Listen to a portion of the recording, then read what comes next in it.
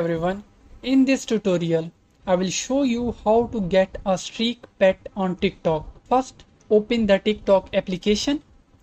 Once you are on the home page, you can explore and view different TikTok reels. From here, look at the bottom panel and tap on inbox. Next, open any chat from your inbox.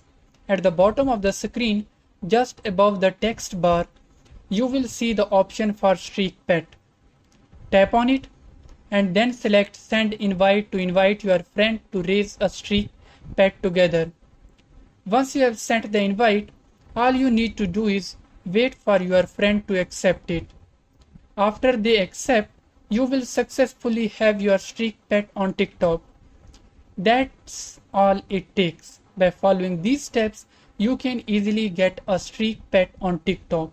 If this tutorial helped you, please leave a like and feel free to leave a comment below if you have any question. Thank you.